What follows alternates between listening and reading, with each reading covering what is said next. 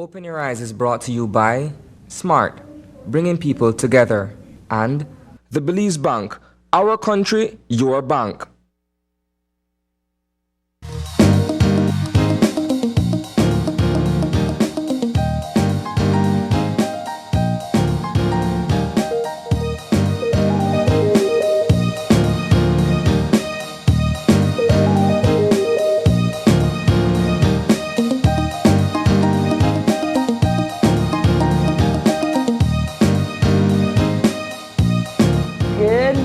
And welcome to Open Your Eyes. Start your morning right. I'm April Martinez. And I'm Isana Cayetano. Good morning. And good morning, Belize. Thank you so much for joining us on this Monday morning. Good morning, Isani. How are you? Good morning, my dear friend. I'm good. Yeah. After a bleaky start? Bleaky is right. You know, the weather. But like from last week, I was telling Sabrina, it already feels like that, I guess that Christmas weather, that little chill in the air. We had what appeared to be, or what felt like a mild cold front over the past couple of mornings. But waking up today, everywhere was wet. It was wet, it was rainy, it was definitely not that kind of weather that we were looking forward to. But we are going to get that weather update from the folks at the Met Service. We are seeing the weather drastically changing. We're coming to the end of the hurricane season. The floods are upon us. There are some amazing stories coming out of the river valley in terms of the flooding, and we're going to talk about what's buzzing piece later on, but it kind of just shows you the drastic changing in landscape and so forth in Belize in the past few thousand years. So I'm very curious to see how we compare those topics. But Isane, it's Monday. Yes, it is. We have to greet our viewers. Thank you so much for joining us. We hope that you are watching and commenting your thoughts in the comment section on our Facebook and YouTube pages. But we got some interesting topics lined up for you to talk about this morning in our What's Buzzing segment. So let's get right to it.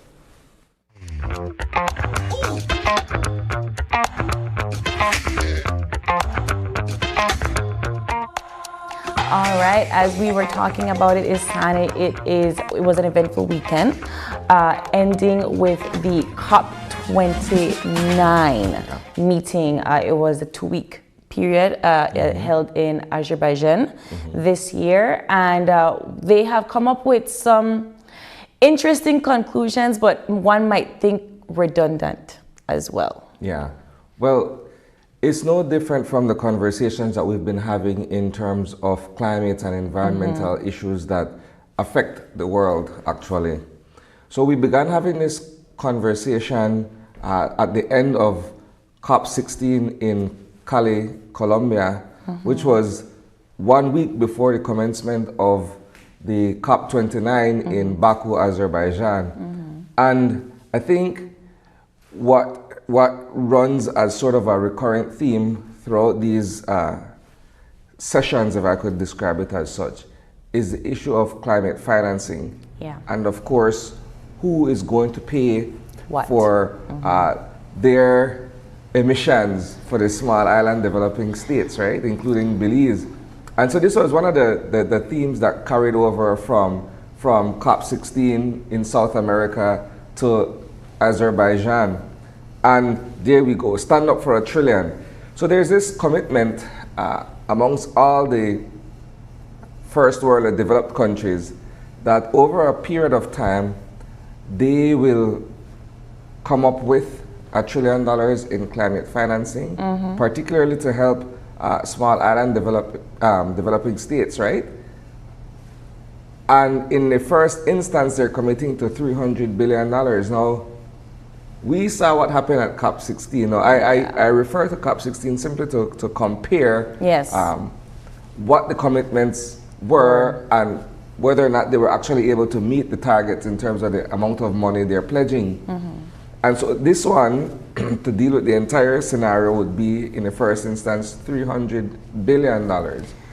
Yeah. My question, April, is, do we really feel the effects of those monies being invested or paid towards our contribution as a country? Yeah. And I know that, you know, the Ministry of Sustainable Development and Climate Change, their CEO presented last week, CEO Kenrick Williams presented last week, and he made an urgent and impassioned plea. Look, we are the ones that are feeling it, and we're not the ones that are contributing to climate change in the manner that the bigger countries are.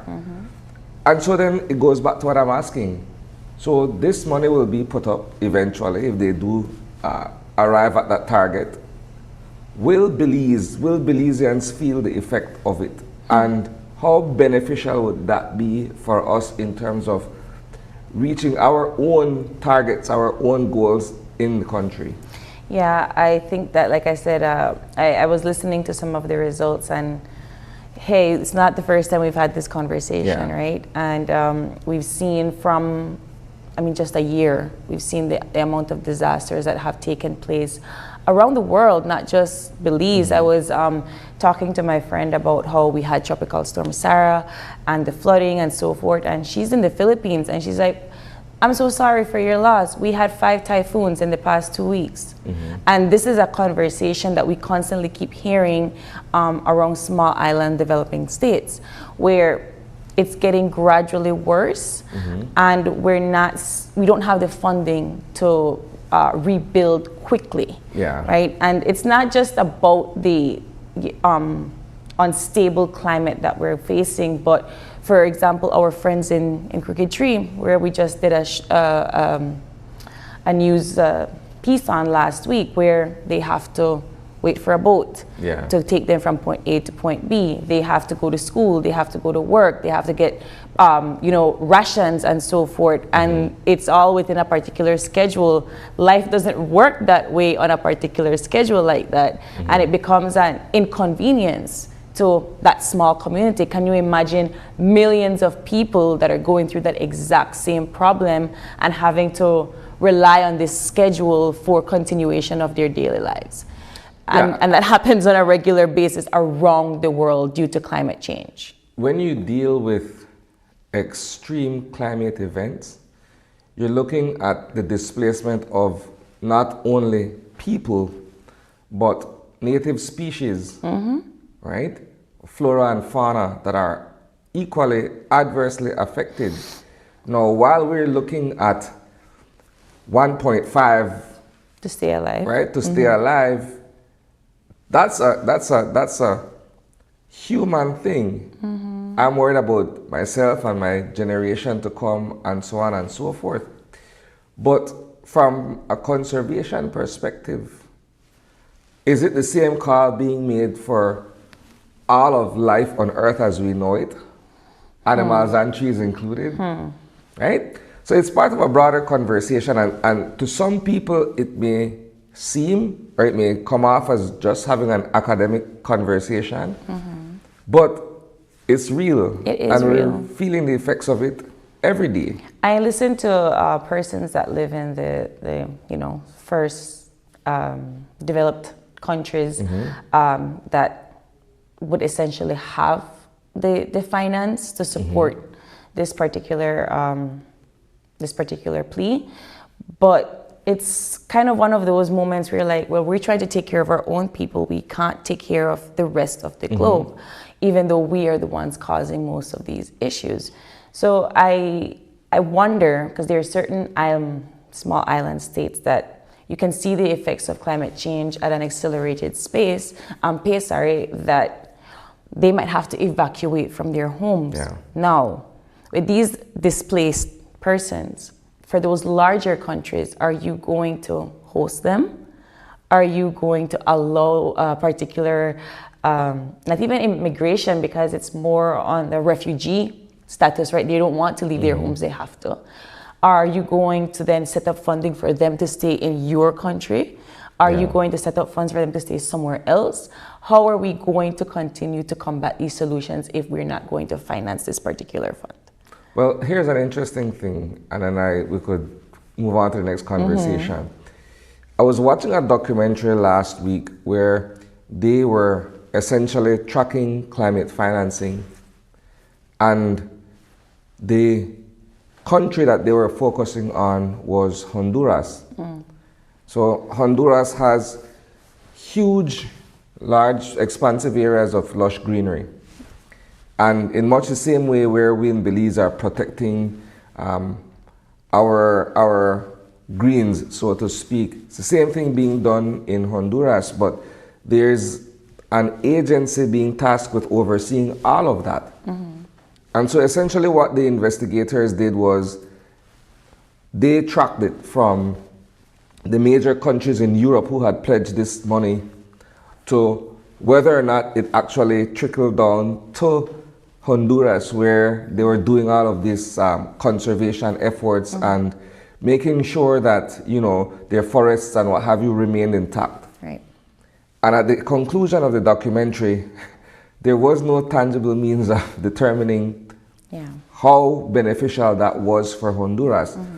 And it brings our conversation full circle, because I was asking the same thing. How do we know that we're actually the beneficiaries of these monies that have been pledged when you really begin to follow the money as we speak? Right? I want people to think about it this way, right? The waters that sustain us in the Maya Mountains and in our rivers and so forth, that is a trickle effect from Colorado Springs.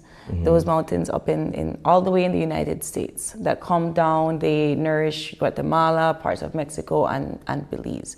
You know, if that water were to deplete in some sort of way, it would affect us. If our waters were to deplete, it would affect Salvador, it would affect Honduras. So it's not just, oh, we are separate countries with borders because that's the way the globe works now, but we're all connected by this land mass that we need to protect. So I hope that whatever the results are from this COP29, that we're able to see this here in Belize. Lord knows we always have to hold our breaths whenever hurricane season comes, whenever we have all these forest fires. It's one climate risk after the next that we have to keep our eyes open. On to more lighter, better news at this point. Yes. So there was a discovery that was made fairly recently, right here in Belize. And for archaeology buffs like yourself, this should be your happy day, right? So there's a canal that's 4,000 years old. Yes. That was used for fishing by the ancient Maya civilization. Before the ancient Maya. Okay, there we go. See, you're the archaeologist, I'm just a layman, right? Yes. No. I was hoping you'd continue, because I'm more of the. This is a little bit outside of my archaeology field. So this is prior to the Maya civilization 4,000 years ago. So it was more around the archaic persons kind of, moving into this cultural boom of agricultural practice and sustainable development. But yes, so this was part of the in the wetlands. I believe right around Crooked Tree, if I'm not mistaken. Dr. Eleanor Harrison Buck and her team from the University of New Hampshire is working on this particular find. But I'm more interested in the way that it was found. Archaeology, we do a lot of surveying and so forth, but this was discovered through aerial imagery and LiDAR. We talk about how important these new technological developments are for archaeology. But it's in Crooked Tree Wildlife Sanctuary, and they are paired with holding ponds that were used to channel and catch freshwater species. So it's kind of just showing you the evolution, of aquaculture and agriculture in these parts of Belize that were done by people that were not even considered quote unquote civilized just yet, but they were finding new means of technology to be able to sustain themselves and their communities, which I found extremely amazing. Whenever we talk about civilization in the round and we talk about those who came before us, for whatever reason, it's explained in such a way where it's almost as if though we're saying that those who came before us were primitive.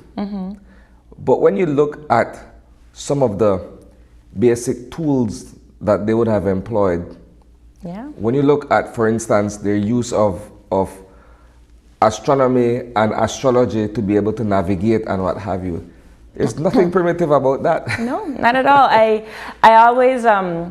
always remind people that whenever we're looking at the way we use technology, right? So for example, let's look at a present canal. Yeah. How long it would take for us to dredge, to dig, the bulldozers, all of the tools that we use and so forth to dig a mile-long canal or something to that effect.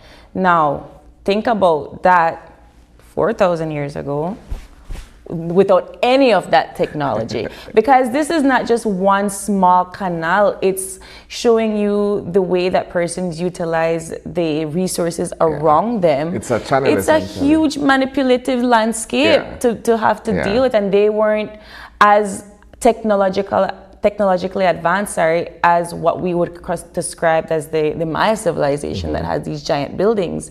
So if you are looking at somebody that using stone tools to dig up this large landscape to catch fish and to sustain a community, that's incredibly intelligent. Yeah.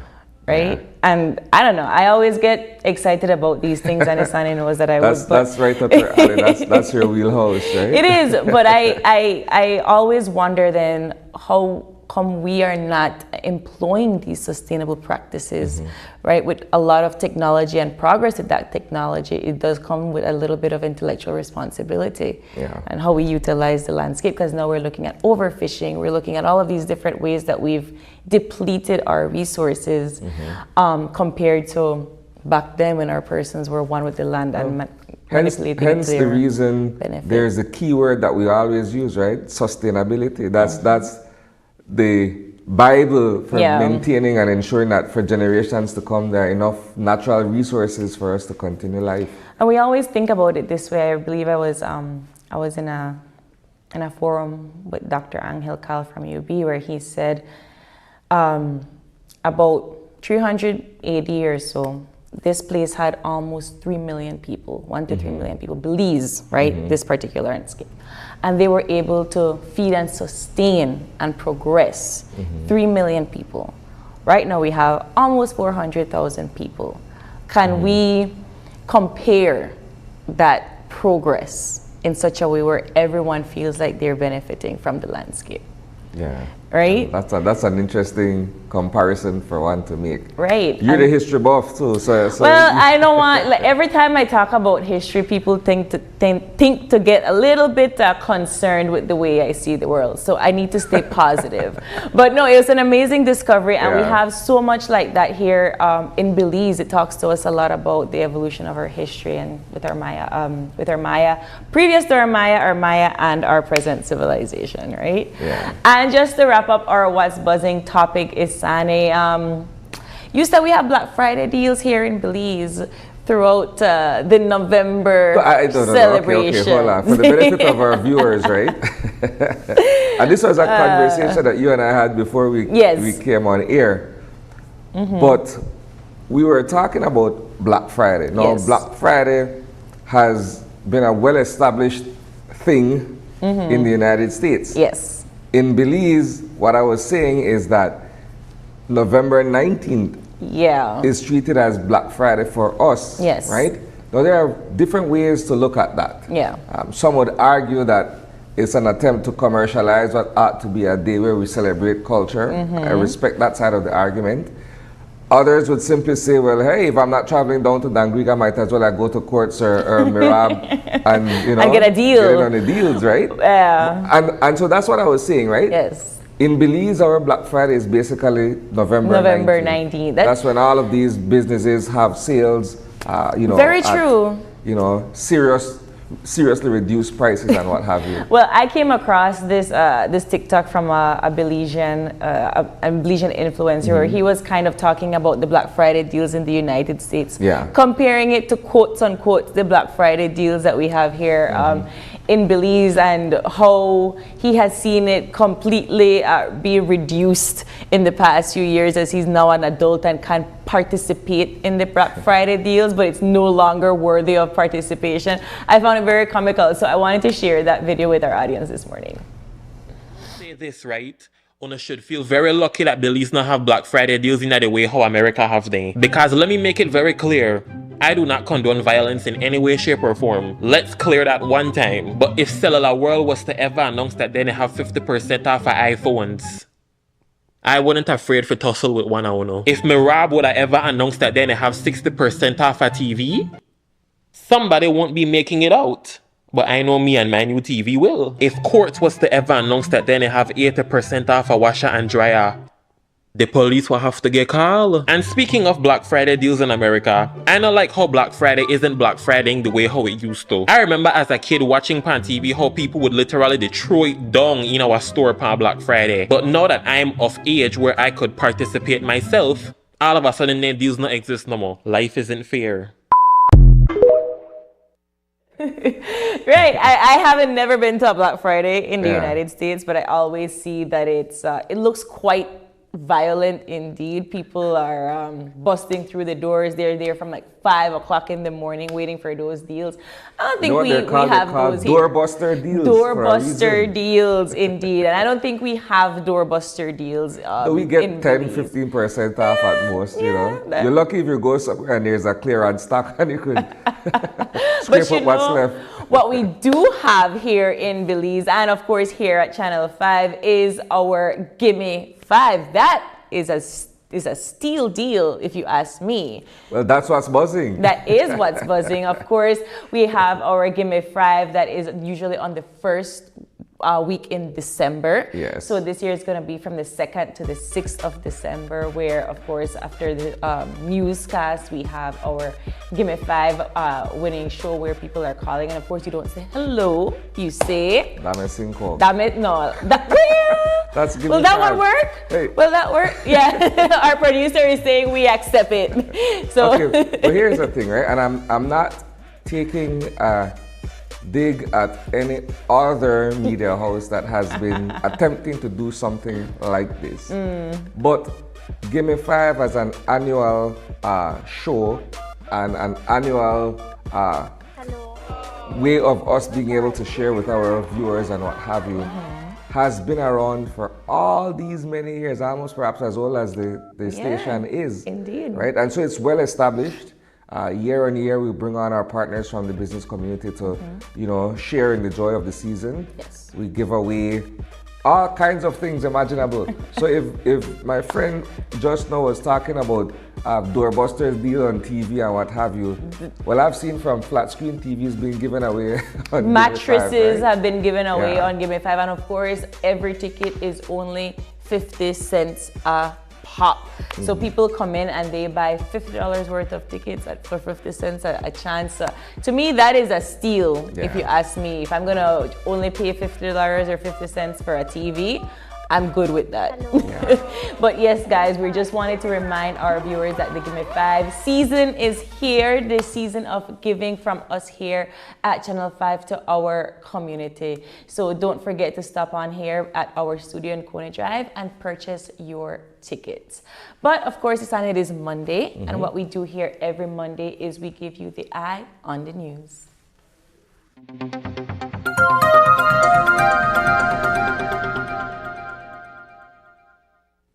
So a week ago, we were right here on this very set discussing the premiere of Shine's biodoc, the Honorable Shine, and the fact that it was debuting on Hulu. 2 rave reviews, by the way. All right, so immediately we discovered or we realized that, well, many of us don't have Hulu service here in Belize, right? And so accommodations had to be made for persons who were interested in, you know, actually learning about the life of Shine Barrow, the leader of the opposition. And yesterday, that was possible for viewers to attend the screening at the Princess Ramada, right?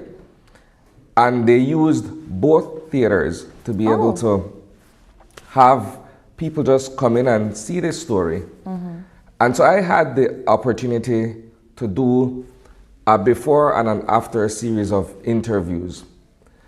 Before, for persons who would not have seen this documentary, and to get from them if they had any preconceived, notions or ideas going in. And of course, after, to get a feel from them, how they look at this individual, know that they've learned more about him. And it's interesting because Shine is one of those persons you would consider to be polarizing, especially in the world of local politics, right? And the fact that Belizeans, for whatever reason, don't seem to care much for the guy. But when you learn the story of Shine, there's a bit of that in all of us, overcoming certain challenges. It may not be on the scale in which he it's has, a relatable but story. Yeah, you can relate to it, right?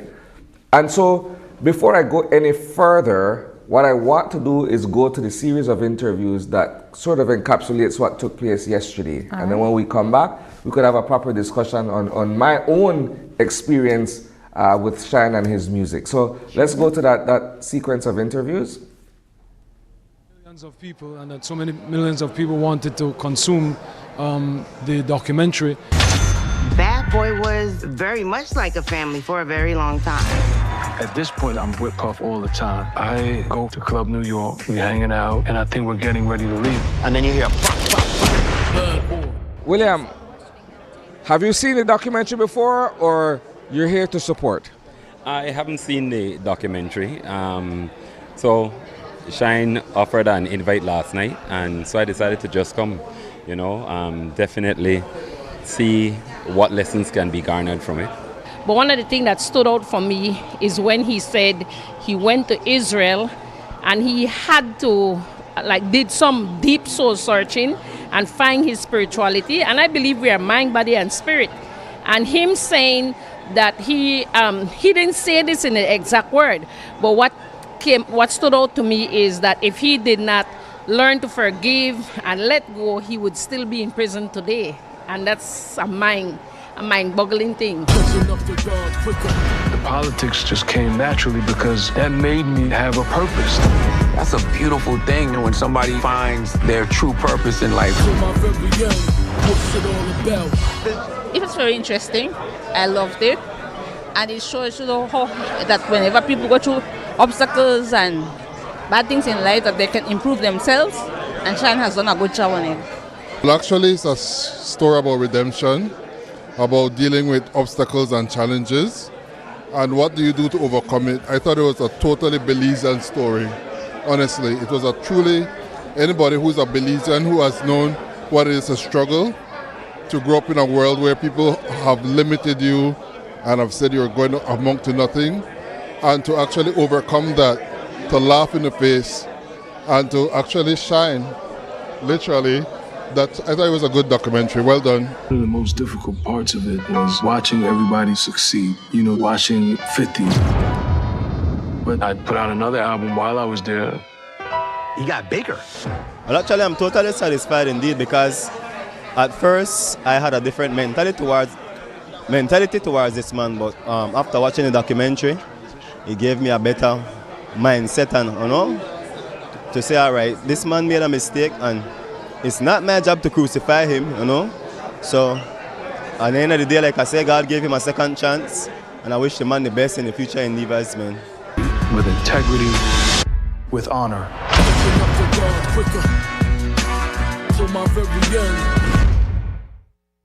All right, so that's what took place last night. I don't know that I've encountered anyone in person or having read any of the reviews online where someone just completely bashed this work, right?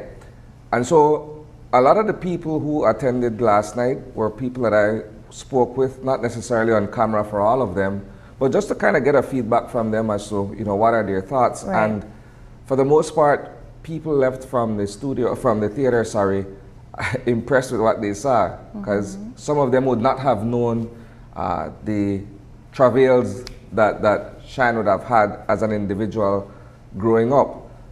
Now, I know this is an Eye on the News segment, but I'll share my own take here.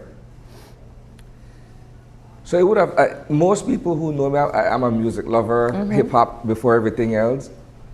And so I could remember in 2000, I was fresh from Belize. I was in Chicago, and I leaned a lot on music during my college years, right?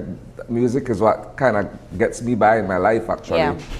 And so I remember getting a copy of Shine's debut album, self-titled album, right?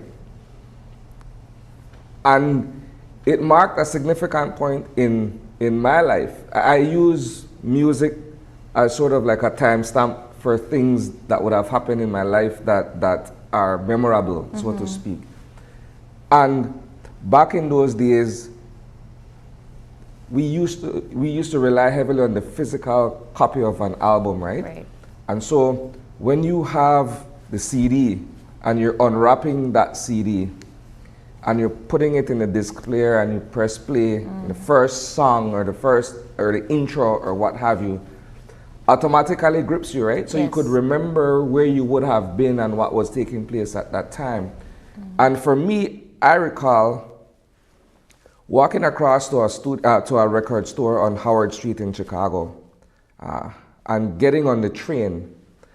Now, I had an advanced copy of the album because in the States, music usually used to come out on Tuesdays, right? Okay.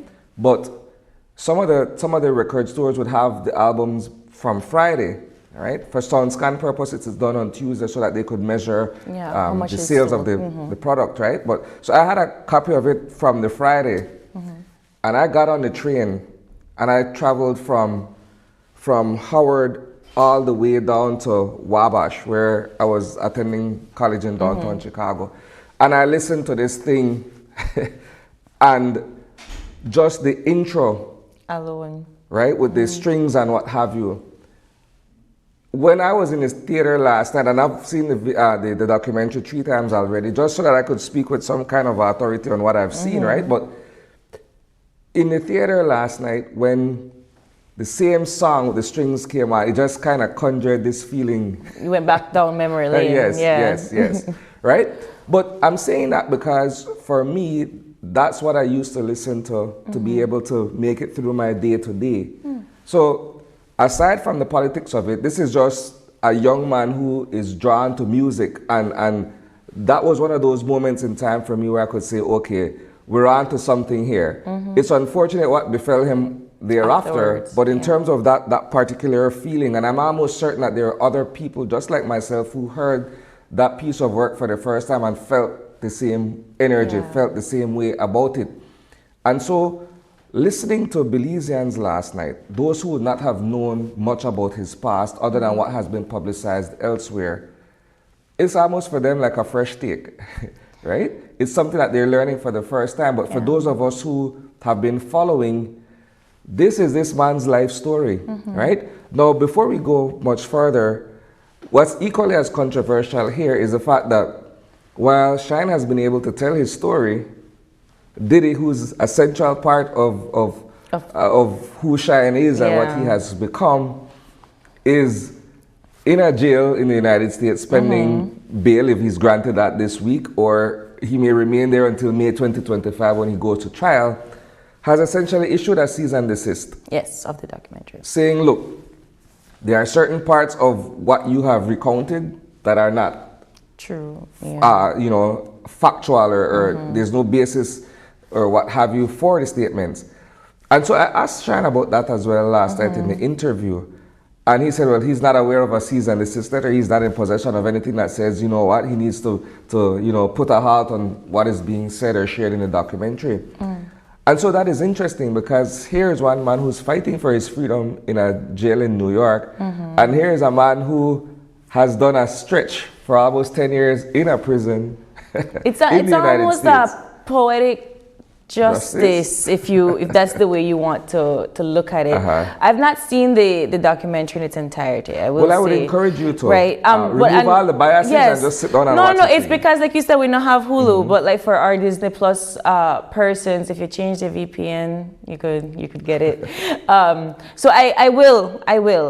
But from what I've seen so far, it kind of, from an anthropological standpoint and completing like all the biases outside, it definitely makes sense his character, his demeanor, the way he has made his name in politics in Belize.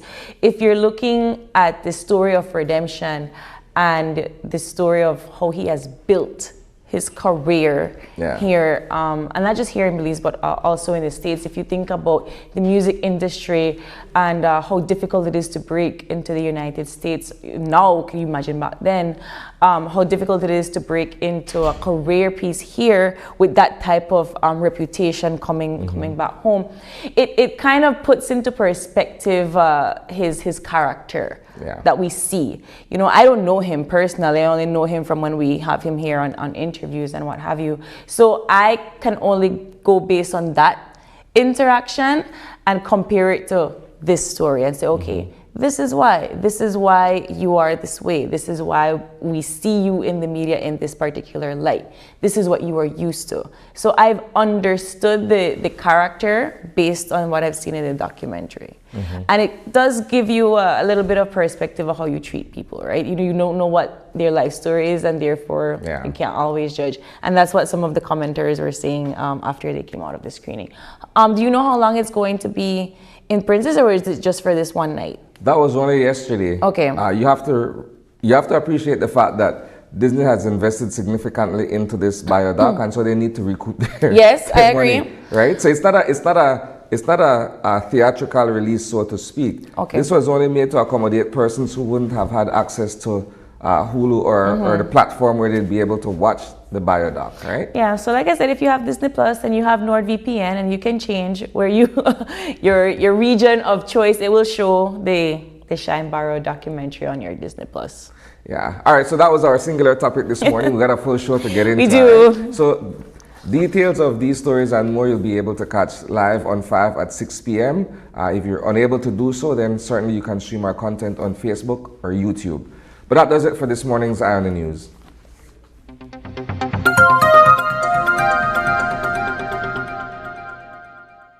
And talking about weather changes and updates and this strange drizzle this morning, we'll look into what the folks at the National Meteorological Service of the Belize have to say about this morning's weather update.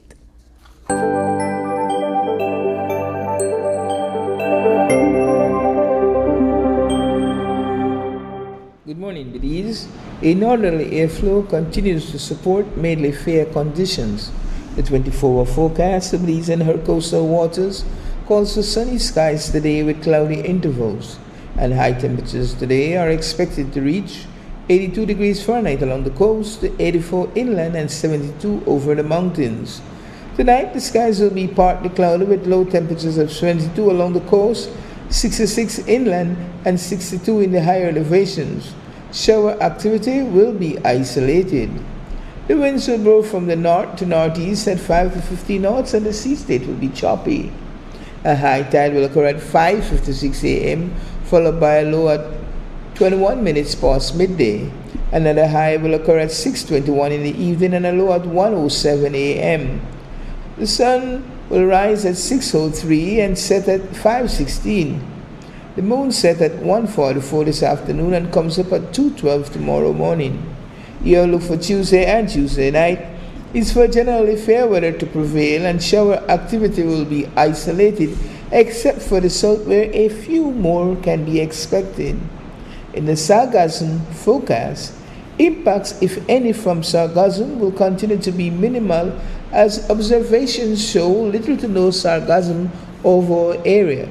And in the tropical weather outlook for the North Atlantic, the Caribbean Sea, and the Gulf of Mexico, tropical cyclone formation is not expected through the next 48 hours. And that's your morning forecast that was prepared here at the National Meteorological Service. Wow, so it is going to be raining for the rest of the day. So, and remember guys, we're still not out of the woods just yet. We are still in the hurricane season, so make sure that you are still prepared and safe. Moving on for some Monday morning motivation this morning, we have our eye opener taken from dailym.com, and it goes like this.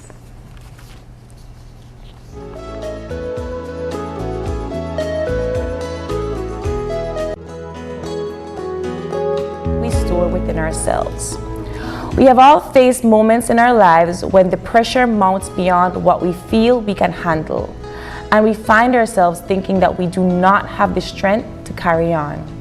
Sometimes we have just gotten through a major obstacle or illness only to find another one waiting for us the moment we finally catch our breath. Sometimes we endure one loss after another, wondering when we will get a break from life's travels. It does not seem fair or right that life should demand more of us when we feel we have given all we can, but this is the way life works.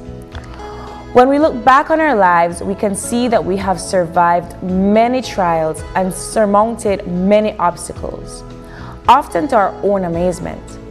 In each of those instances, we had to break through our ideas about how much we can handle and go deeper into our hidden reserves. When we find ourselves up against the barrier of thinking we cannot handle our situation, we may find the kindest choice is to love ourselves and our resistance too. We can simply accept that we are overwhelmed, exhausted, and stretched, and offer ourselves loving kindness and compassion. If we can extend the unconditional warmth of a mother's love to ourselves, before we know it, the ice will begin to melt. So as the eye-opener says, whenever there is a breakthrough, you feel as though you emerge on the other side of that challenge or that circumstance a stronger person. Yeah. Right? And it speaks to what we go through on a daily basis, right? We're faced with certain challenges. Some are seemingly insurmountable. Others are regular, everyday stuff that we've learned how to deal with. It's a challenge nonetheless, but we've learned how to navigate. But yes, the eye-opener is true in saying that you have to be able to appreciate your own strength in terms of being able to overcome a situation. Yeah. And oftentimes, April, we feel as if though we're going through it on our own, and we'd be surprised when we share our experiences with others who would say, but yeah, I've had a similar, and I think one of those challenges is dealing with grief, right? When people are dealing with having lost a loved one or what have you, for some reason they believe as if though they're going through that journey on their own, and it's a thing where you're all alone to your memories or your thoughts or what have you. And then we open up and share with other people, and we realize, okay, I'm not the only one affected by grief and suffering. It's something that we all must go through. Yeah. And being able to get out on the other end of it, you realize, wow, I'm all the better for it. Yeah. You know? I definitely agree with you, and I appreciate that, Isane. When it rains and pours, but then after the storm, there's a rainbow, right? That's how I try to think about this eye-opener. Tell us your thoughts about our eye-opener this morning and how it has helped you to get through your day. Moving on into our show lineup for this morning, Isane, we have two wonderful conversations for our viewers today. Starting things off with breathing life into respiratory wellness. We are going to be learning the art behind respiratory therapy in our first conversation. Our second conversation will essentially be an extension of what we were discussing this morning with environment and climate and what have you. This is protecting ecosystems for the benefit of Belizeans, and we're going to be joined by three individuals, including the executive director of APAMO, to talk to us about that. Wonderful. But before we get into all of that and more, we are going to take our first break. And when we come back, it's all about respiratory therapy and how you can breathe life into your respiratory wellness. We'll be right back.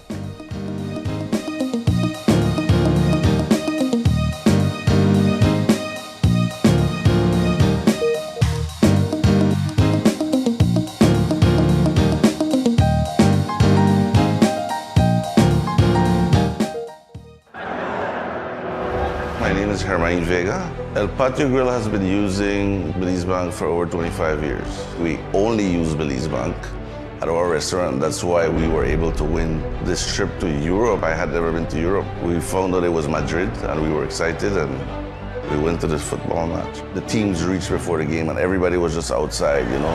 You can't explain, the noise just roared like 3 blocks down the street, but when you got in there and you saw 70,000 people in there, that was amazing. I couldn't believe it was happening. I had to pinch myself to make sure it was real, you know, because it's a one-in-a-lifetime experience, I'd say. My lucky plus one was my son. He's 18 years old, so he was really excited and he enjoyed it as well. He said it's his best trip ever, so it's a priceless experience that we got. Belize Bank has always been there for me. Whatever transactions or whatever I need to do, they're always there for me. I would recommend everybody to use Belize Bank. It's the oldest bank in our country and they continue to do their best.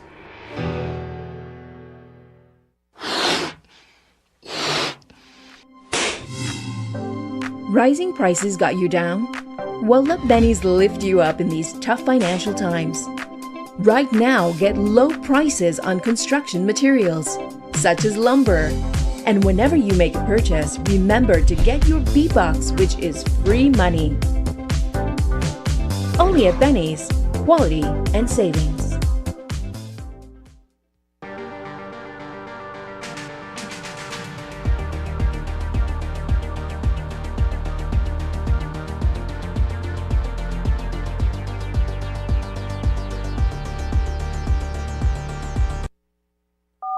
And the first call of the night is, and remember, don't say hello, say, "Give me 5." The biggest giveaway show of the year is back with new prizes and surprises. The fun starts at 8 p.m. on Monday, December 2nd and ends on Friday, December 6th.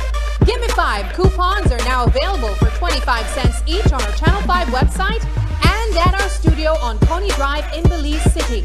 Fill out your coupons and return them to our Channel 5 office.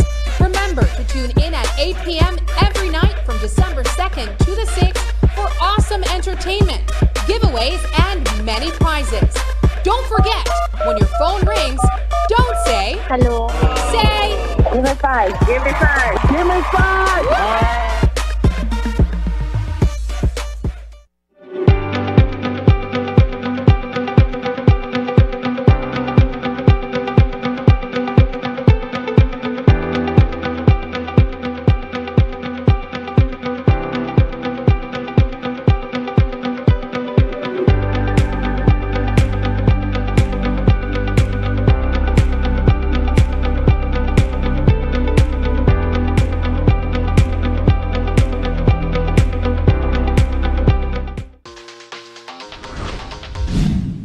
I'm connected. Yo. I'm connected. We're connected. Create the perfect broadband bundle that fits your style with Smart Connect. With the Junior Bundle, get 50% off your national calls and up to 6 gigabytes of data at no extra cost. Get postpaid added on for an additional cost of only $25 with the Prime Bundle. Stay connected with unlimited smart-to-smart calls, plus 6,300 megabytes of data and free international minutes. For the family, get the Binge Watchers bundle with Netflix add-on for only $28.13 more. This bundle gives you 4 profiles with unlimited streaming on multiple devices. Visit a showroom near you to sign up and personalize your own bundle combination with Smart Connect. Smart, bringing people together.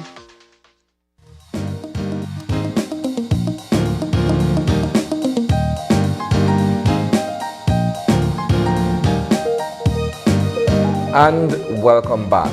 Joining us for our first conversation this morning is Bertha Gonzalez, and she is a respiratory therapist. She's here to discuss with us breathing life into respiratory wellness. Good morning, Bertha. Good morning. Thank you for having me. How's it going? Here. Nice. It's good. You got here dry this morning, right? Yes. I was a little bit worried, thinking, a big shower will come again, but yeah. So far, so good. Yes. Yes. All right. So we're here to talk all things that have to do with breathing and respiratory wellness.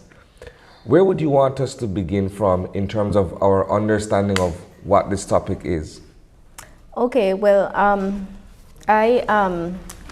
as you said, my name is Bertha Gonzalez, right? I work at KHMH, and What we do is, as a therapist, we have to ensure that someone is breathing correctly, right? Like as the name says.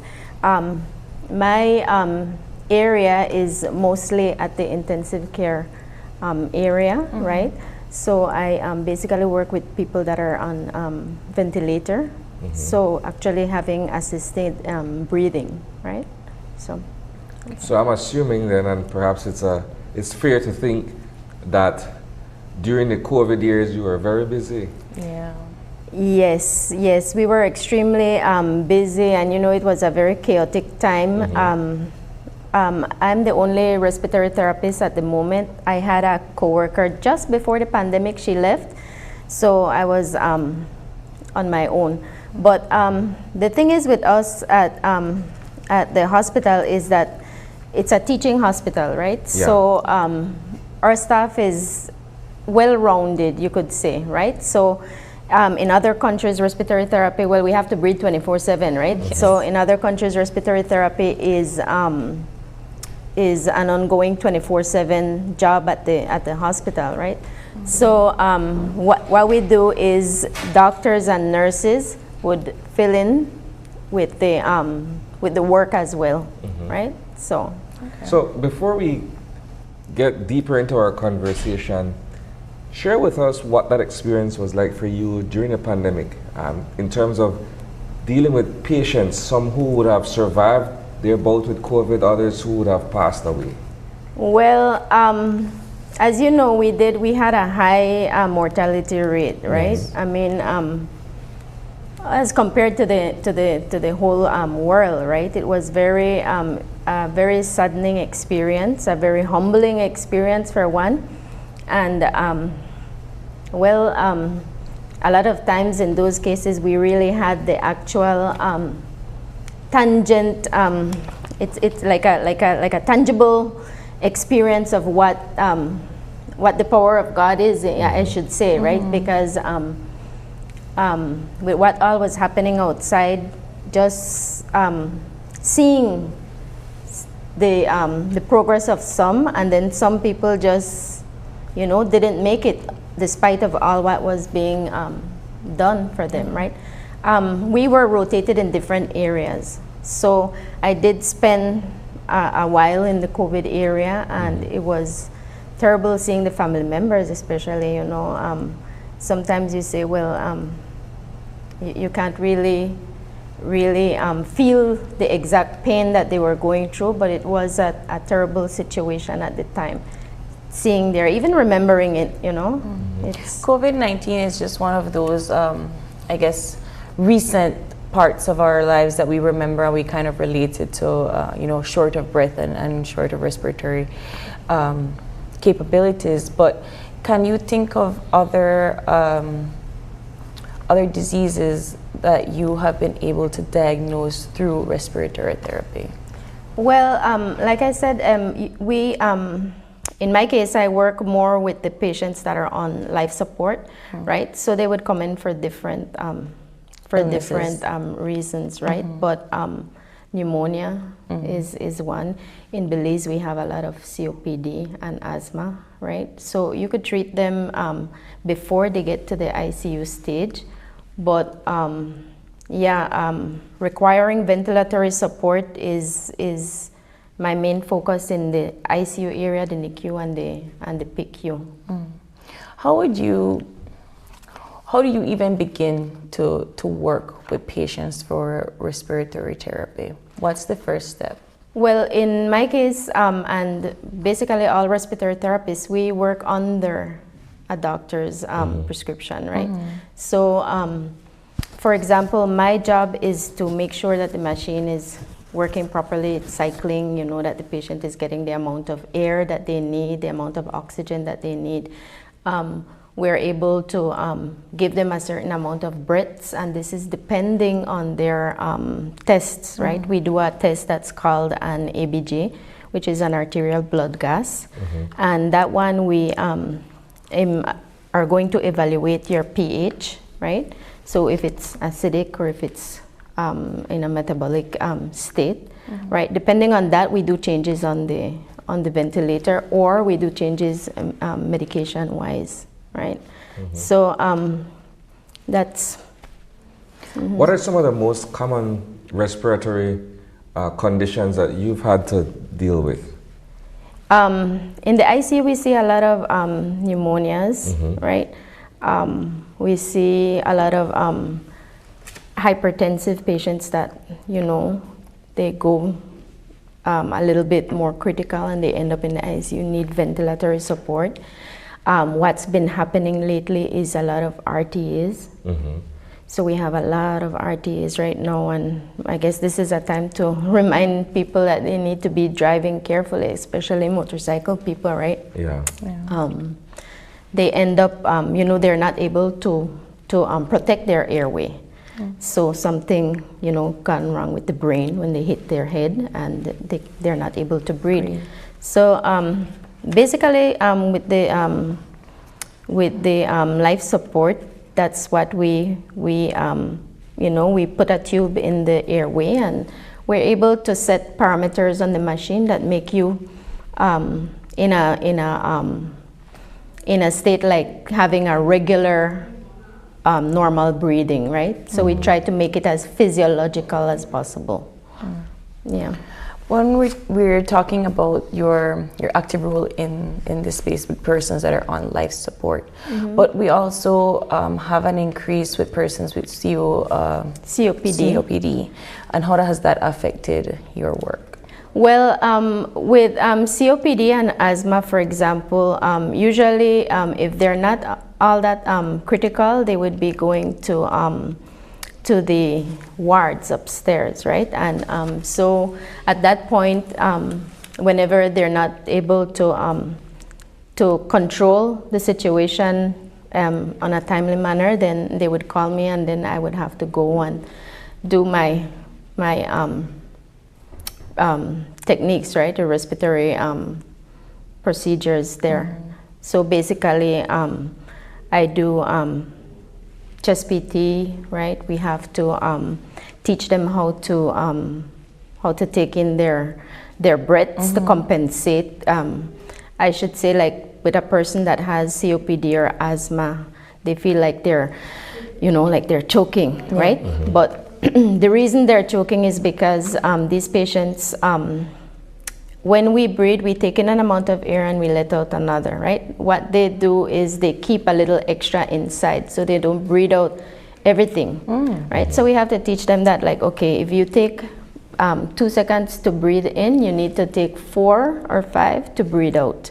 So you empty the lung before you go again, right? It sounds like something that is very simple, but it's very what they need to do, right? Because it's something physiological in the actual disease itself, right? That they have air trapping. I'm somebody that suffers from severe anxiety sometimes, and breathing is a very difficult task to the point where I also feel like I can't catch anything, and then I have to start counting in my head. Yes. Yes. So that would be the same thing, right? You need to control the breathing so that you could, you know, stabilize. It's a lot harder to do because you have to concentrate on this, and then you kind of like mess it up after a while, then you can't breathe again. Yeah. How do persons? Oh, sorry. Go ahead. No, I was just gonna say, how do persons with illnesses such as anxiety, panic attacks, and so forth, how do you help them? Well, I don't really see much of that type of patients. But I would recommend the same type of deep breathing, right? The ones that they teach you in yoga, for example, as well, right? I also work with the little babies at NICU, so the premature babies, right? They're also a lot of times placed on ventilators. But right now at KHMH, we have one of it's one of the only places that I know of that has high flow ventilation, right? So this one, instead of it being invasive, like let's say they put the tube in your airway, no. This time what we do is we just put a little cannula, and it's a specialized cannula, right? That gives a lot of air. It pushes a lot of air in the lungs, so the baby can keep well ventilated, right?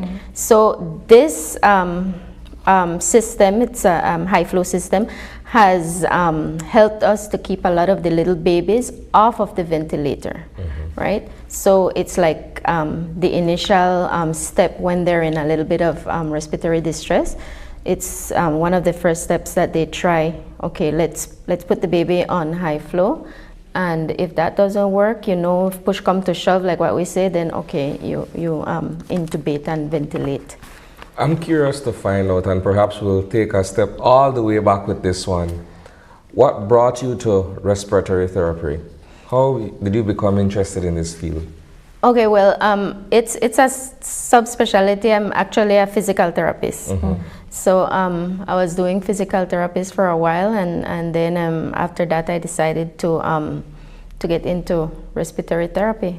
So how do you transition from one to the other? Well, it's not in physical therapy we do learn how to do certain you know, lung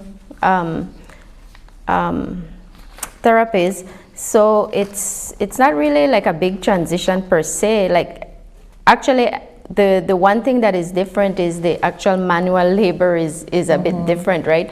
When you do physical therapy, I was actually working with cerebral palsy kids, and I should say kudos to the parents that actually take good care of their cerebral palsy kids, because they grow up to be like really big men, you know, if they're well taken care of. And doing physical therapy with you know, it's a little bit you have to have some muscles, right? So I said, well, eventually when I get a little bit older, I will not be able to, you know, do the actual. So that's why I decided to transition.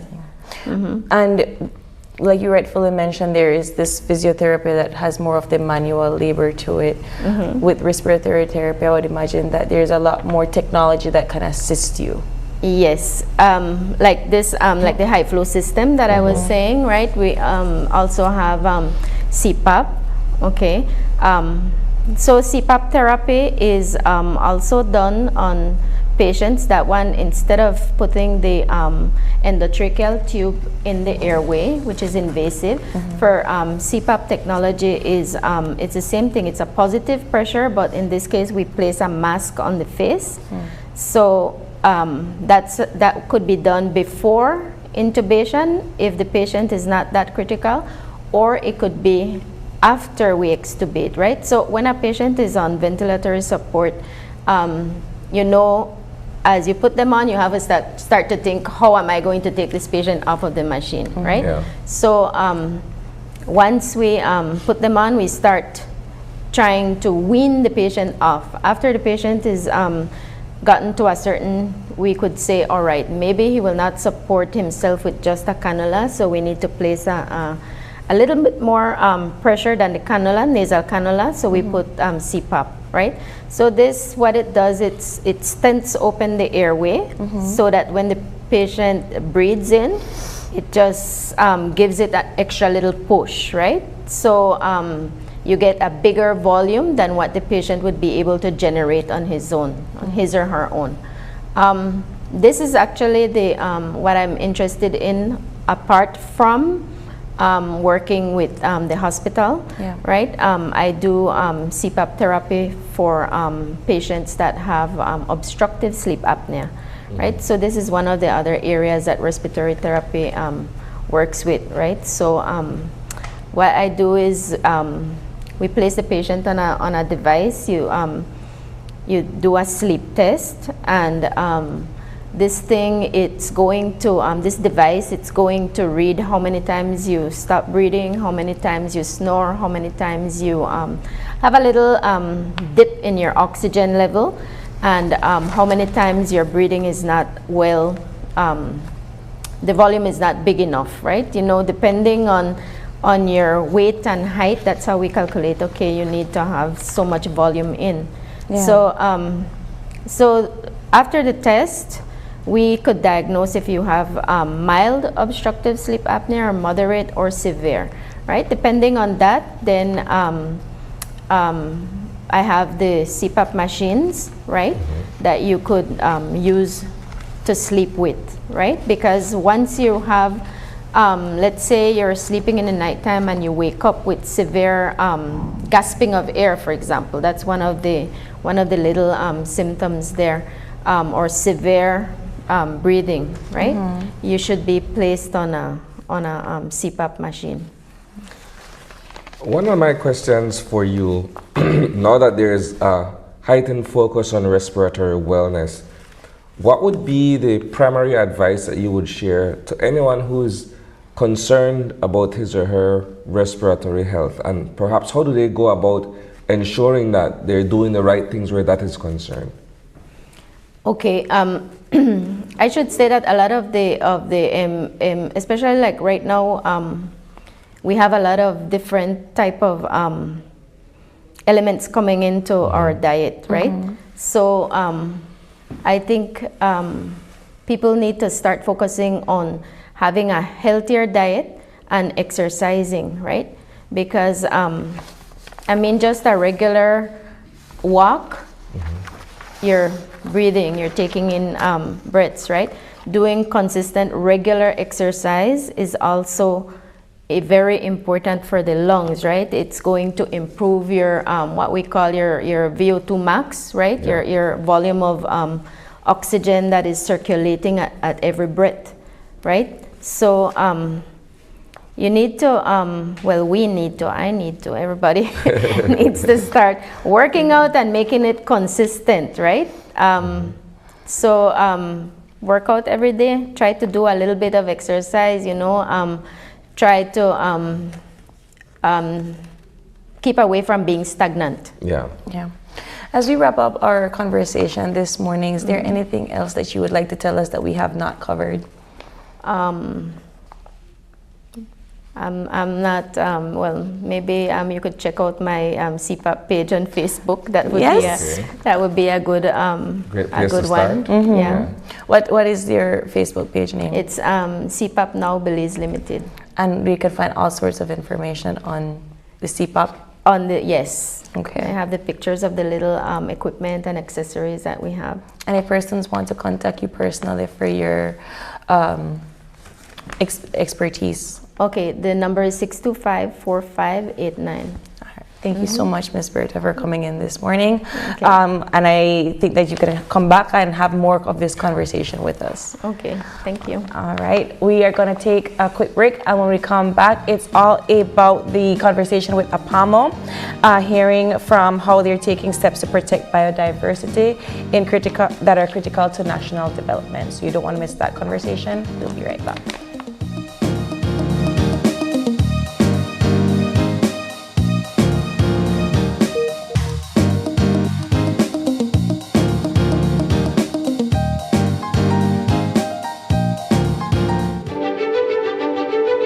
Technology is ubiquitous, and it's transforming how, when, and where we work. Fulltech Systems is placing award-winning devices in the hands of information workers, allowing them to work without compromise in a world without wires, to innovate, create, and to maximize productivity anytime, anywhere, satisfying the needs of the desk-centric remote and field worker and every other worker in between. We are providing the industry's best devices to businesses going through the process of digital transformation. Partner with us today to provide the solutions that will allow your employees to work effectively and efficiently to enhance your customers' experience.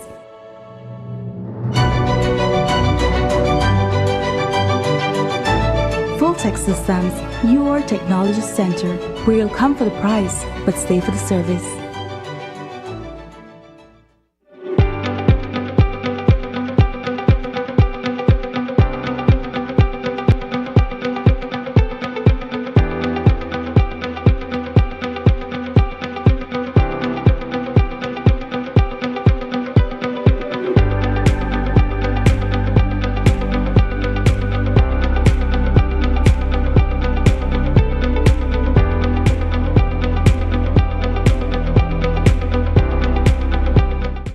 My name is Nayeli Yakab. I'm the coordinator of the Benga House of Culture niche. Before the Belize Bank online service, I had to travel to San Ignacio because we don't have a branch, a Belize Bank branch in our community. Now with the service, I can conduct my transactions at the office, at the comfort of my home, just anywhere in the world. It has made my life much easier. I would recommend the Belize Bank digital services to everyone and anyone. It gives you back your time, it's highly reliable, it's available 24/7, and it just makes your life easier.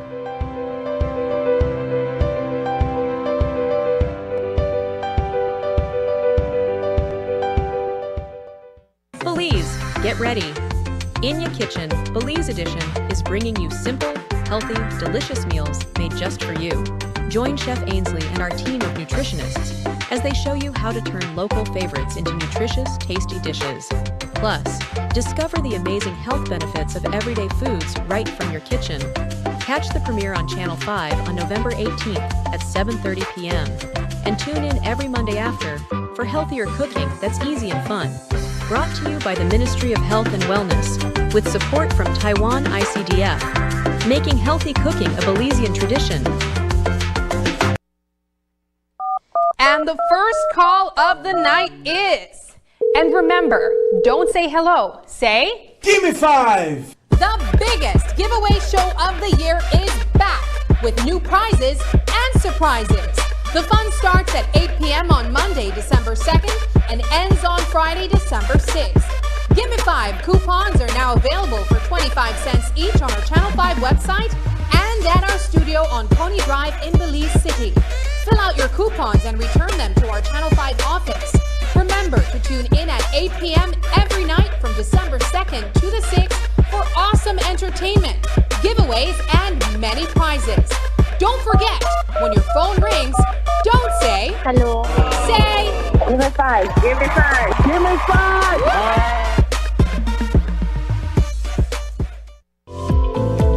Unwrap the joy of crystal clear picture and sound from Aiwa, the brand that offers you affordability and exceptional quality. Aiwa has a wide range of exceptional products to choose from, such as TVs, speakers, headphones, home appliances, and much more at affordable prices that won't break the bank. Enhance your audio-visual entertainment experience with Aiwa, and for your convenience, parts are readily available in country for hassle-free maintenance. You can find Aiwa products at your local electronics store countrywide. Choose Aiwa, the best in home entertainment and household appliances. Ladies and gentlemen, this is what you've been waiting for. In this corner, we have the masters of limitless power and unbeatable connections. Pioneers of 4G LTE in Belize. It's the undefeated champion, Smart. And in the other corner, struggling to keep up, it's the other guy. Fight!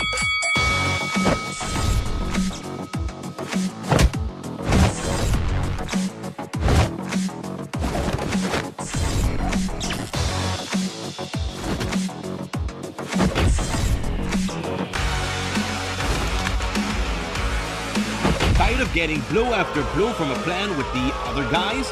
It's time to tap out and join the winning postpaid plan provider. Smart's postpaid plans are a total knockout to the competition, and they have once again powered up their postpaid plans. Sign up for one of Smart's boosted postpaid power plans today and experience the victory of superior service. Smart, bringing people together.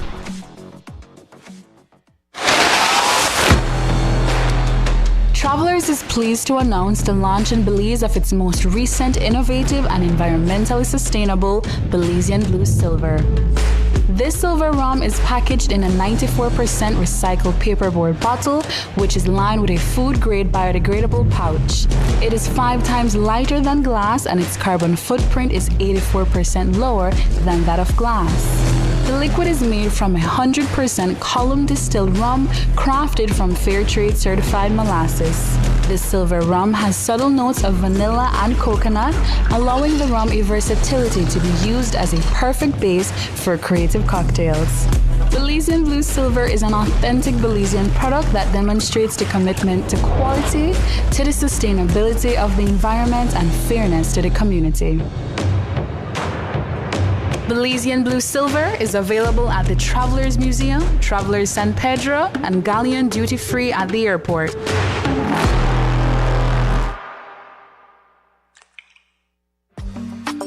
Whether you're enjoying the outdoors, Finally here at the Fort George Hotel and Spa. This is nice. or stuck in the office. How can I help you today? When it comes to finding the perfect frames and lens for your eyes, what you do makes all the difference. Elevate your eye vision. Choose eyewear that reflects your lifestyle. Quartz Optical. Value you can see. And the first call of the night is... And remember, don't say hello. Say... Give me 5! The biggest giveaway show of the year is back with new prizes and surprises. The fun starts at 8 p.m. on Monday, December 2nd and ends on Friday, December 6th. Give Me 5 coupons are now available for 25 cents each on our Channel 5 website and at our studio on Coney Drive in Belize City. Fill out your coupons and return them to our Channel 5 office. Remember to tune in at 8 p.m. every night from December 2nd to the 6th for awesome entertainment, giveaways, and many prizes. Don't forget, when your phone rings, don't say hello. Say give me 5. Give me 5. Give me 5.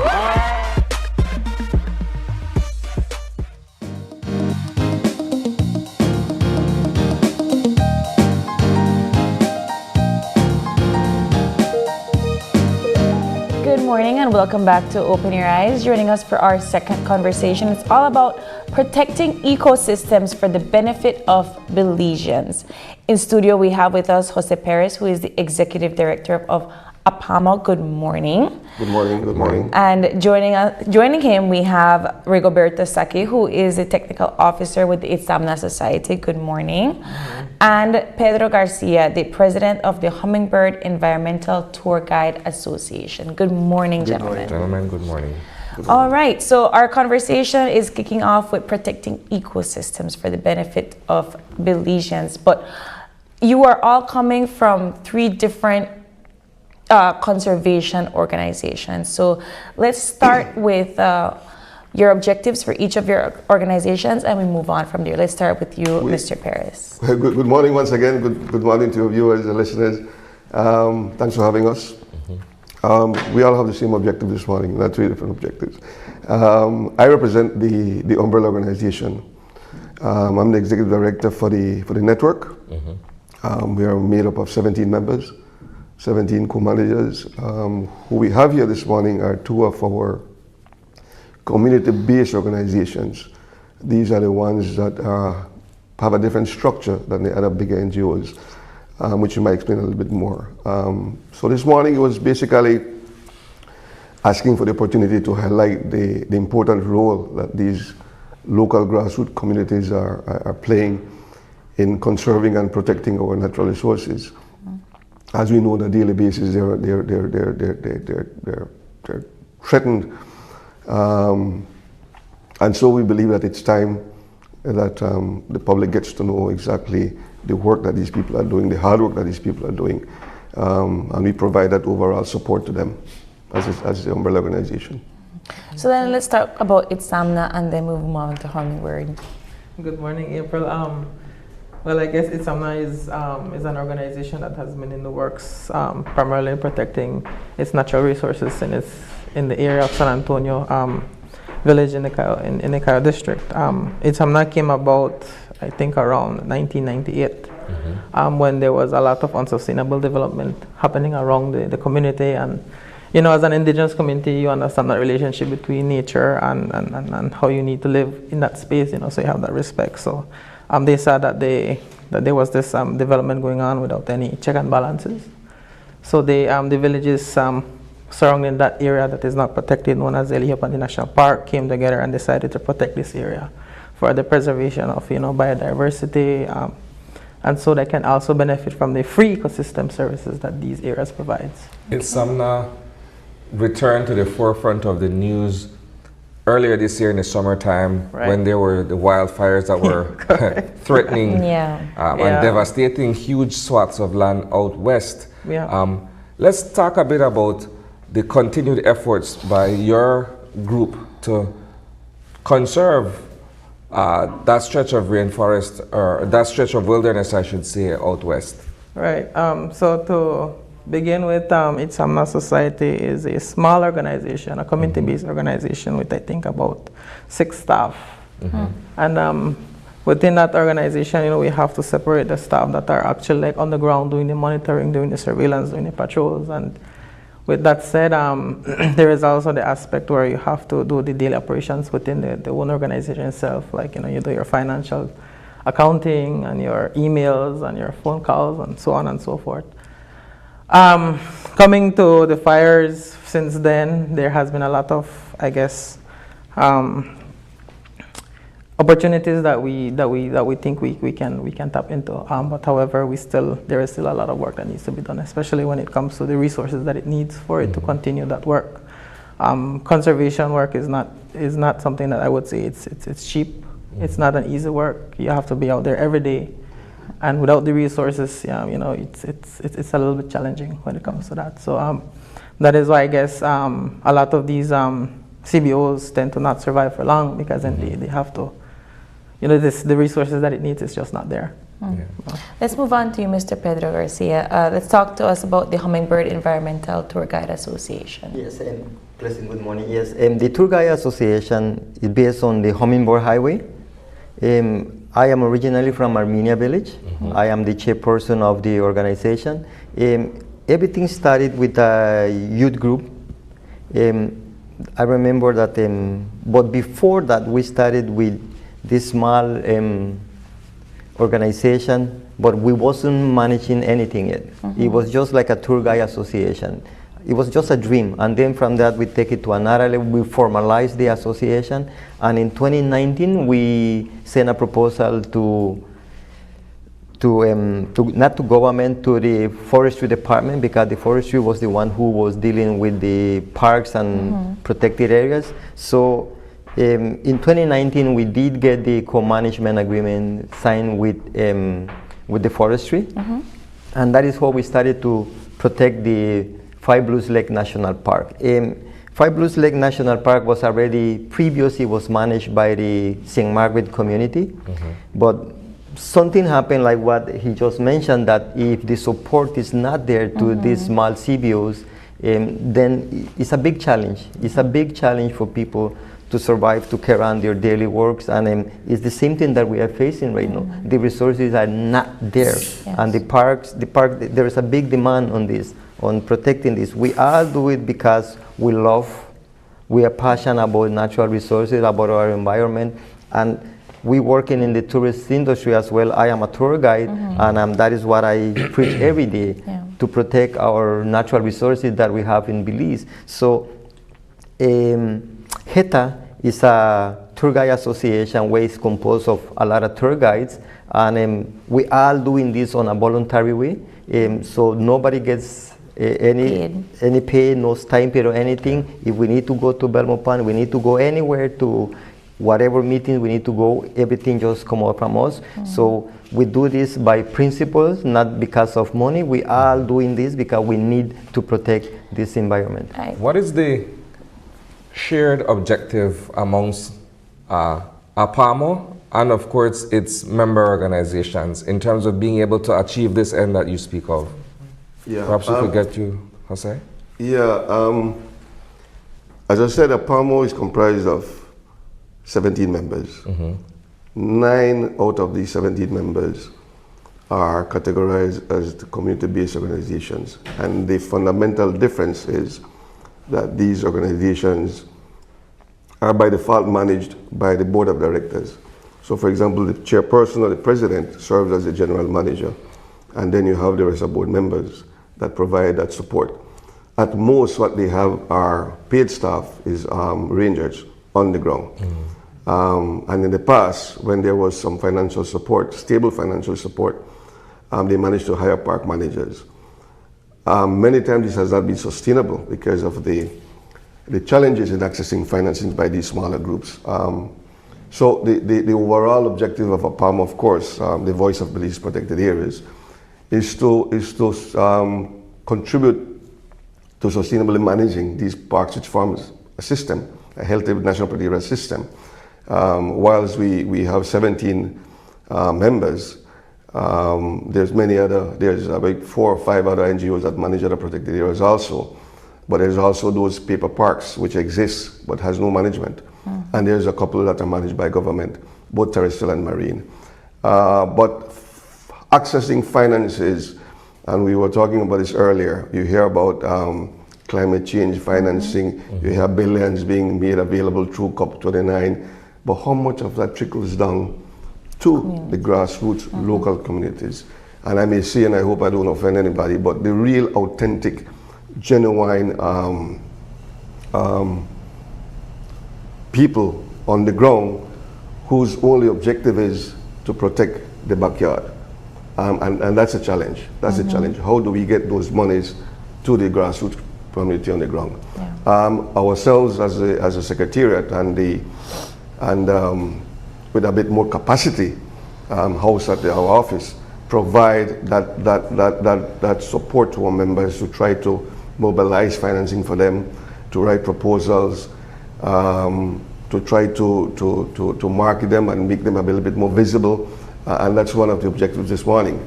Hey, these people exist, because many times we feel that they're being overlooked. So yeah, we all have that common objective of protecting or protecting the area sustainably.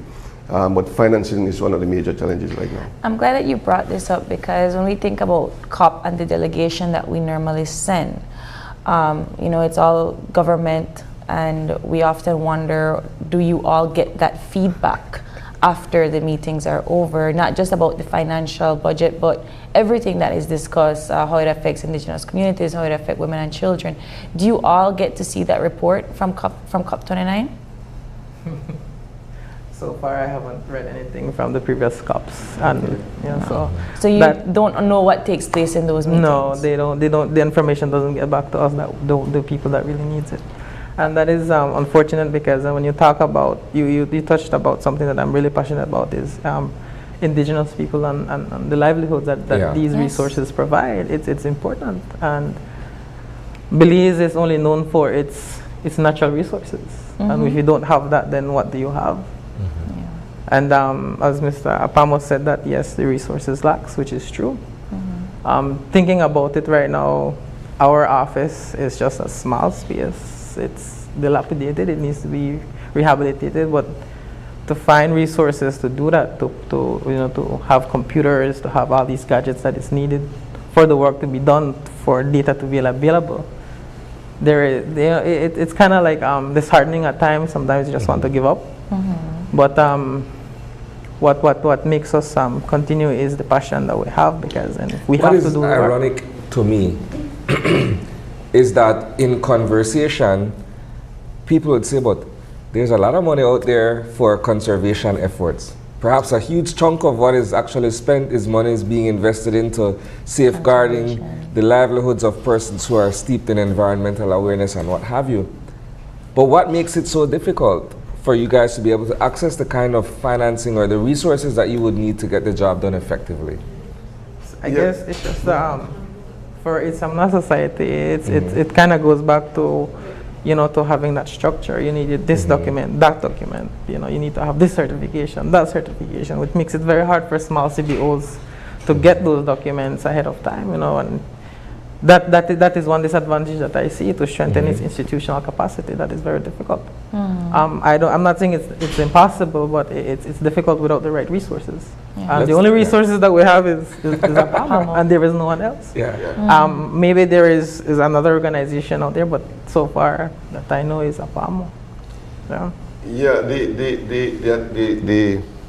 disadvantage that these local groups have is, of course, capacity. Again, but that gap, or that void that we fill. We actually have piloted a model working with community-based organizations. In 2019, we worked with the Billy Bakaria National Park and the Mayflower Bukawina National Park.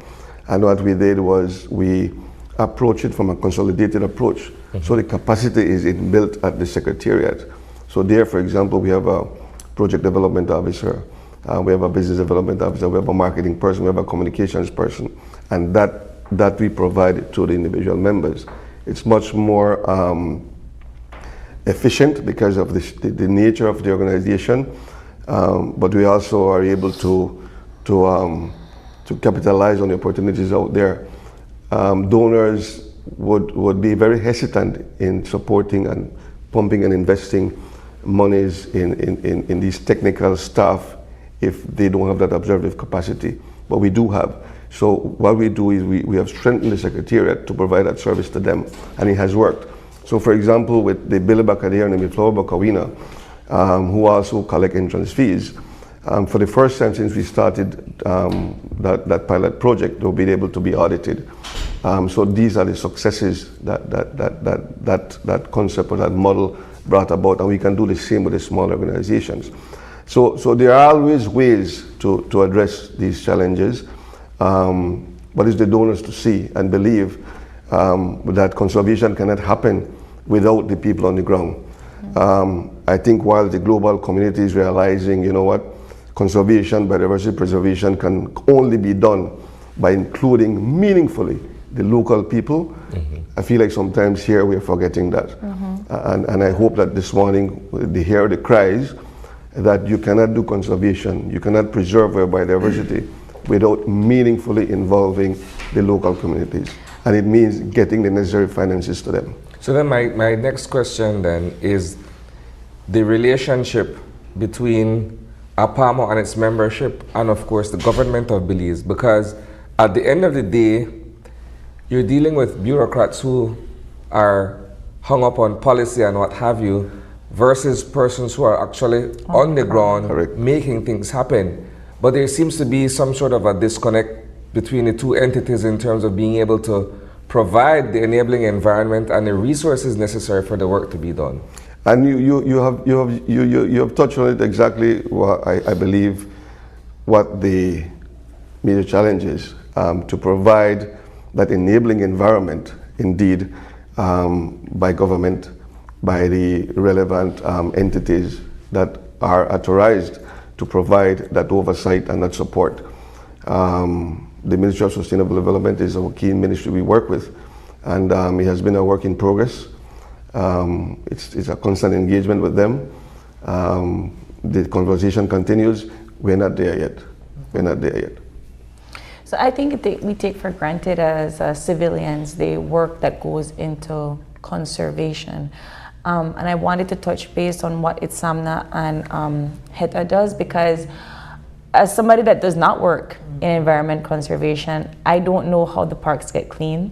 I don't know how the certain parks are monitored and secured for wildlife to be able to traverse through there safely.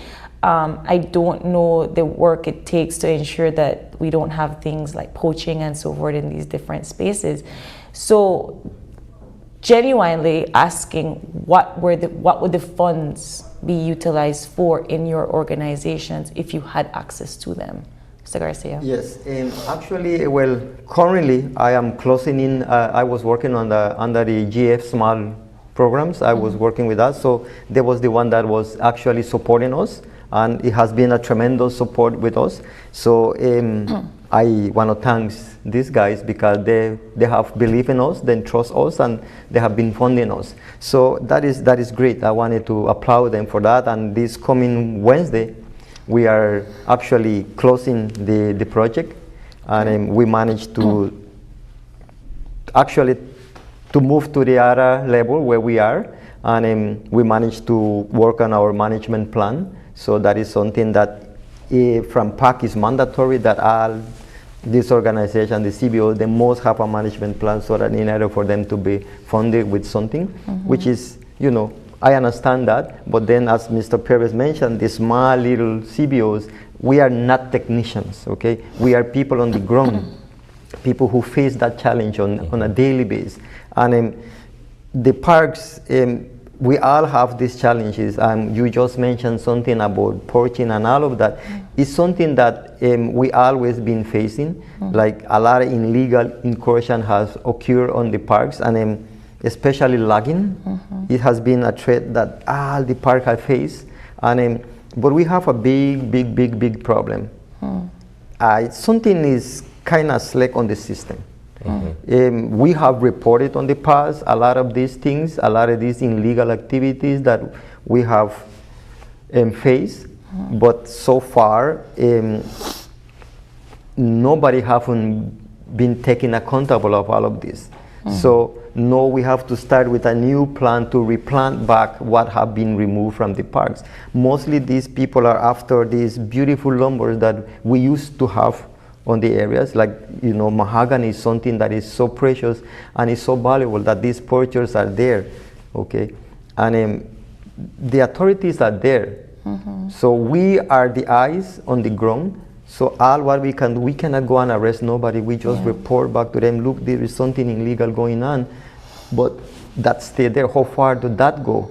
So that is something that our rangers as well, they are facing on a daily basis, dealing with this. And you know that it can be dangerous. That can be dangerous because these people, you know, is like a mafia. And it's very difficult. And these are the challenges that we are facing. So what can, to wrap up our conversation, what can us as civilians do to assist in protecting the Belize biodiversity? Mr. Paris. I think first of all is understanding what's the value of a protected area, because many see it as just forests. The ordinary Belizean, again, sometimes are totally have no knowledge of the value that these protected areas play in respect to your drinking water, in respect to the fresh air that they provide. You have developers, for example, who see that, you know what, we need real estate. These people are just tree huggers. They need to understand, first of all, the role that these protected areas play. Belize, and going internationally, Belize has major commitments right now. Why? Because of its forests. We boast to be a green country. Our tourism products are all bloodline, are all protect our natural resources. So it's directly tied to our livelihood. It's directly tied to our economy. And again, more and more, the ordinary Belizean needs to understand that whilst you may be living in Belize City, the water that reaches you comes all the way from the protected areas that are being preserved by bigger NGOs, but also the smaller CBOs. And so wherever there are any efforts to spread the word, to educate, not necessarily financially, but visit the parks and get to know the jewel that you have in Belize. Unfortunately, the entrance fees is only $2, Belize. But again, there's a consultation ongoing, which will review the whole fee structure. Yeah. In addition to what you wanted to add, April, I know it's talking about natural resources, but natural resources also has a humanitarian component to it, you know, with indigenous people. It allows us, when we have standing forests, it allows us to still continue our traditional cultural heritages. Yeah. You know, so for instance, Insamna Society has been doing a lot of those works, especially when it comes to protecting our cultural heritage. I know Insamna Society now is on a planning committee for the upcoming 7th International Indigenous Corn Conference that is being hosted annually, and Belize has been selected to do it here. Yeah, to host the event in that sense. It brings more awareness. Yeah, so it brings more awareness, it brings more tourism, it brings more everything, and it helps kind of address socioeconomic disparities within indigenous people and people who are marginalized in general. You know, so, Thank you, gentlemen, so much for coming in this morning. I feel like we could continue on this conversation. It is a conversation we should have on a daily basis.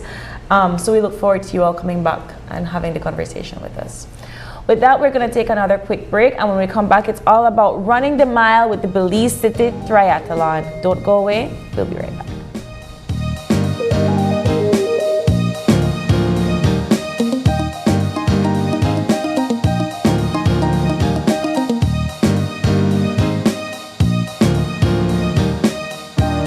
here. I'm the general manager at Copal-Tree Lodge here in Toledo, Belize. The Belize Bank service we appreciate most is the Belize Bank ATM and the use of its debit card. It makes it very accessible for our employees here at Copal-Tree Lodge. Essentially, they could access the ATM on their way home after work, and also that the local stores accept the use of a debit card.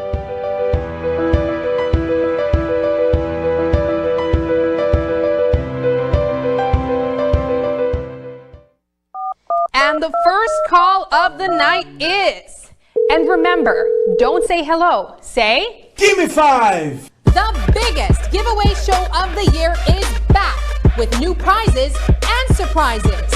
The fun starts at 8 p.m. on Monday, December 2nd and ends on Friday, December 6th.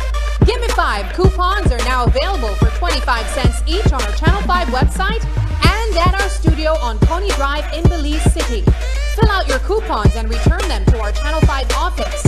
Remember to tune in at 8 p.m. every night from December 2nd to the 6th for awesome entertainment, giveaways, and many prizes. Don't forget, when your phone rings, don't say hello. Say, "Give me 5, give me 5, give me 5."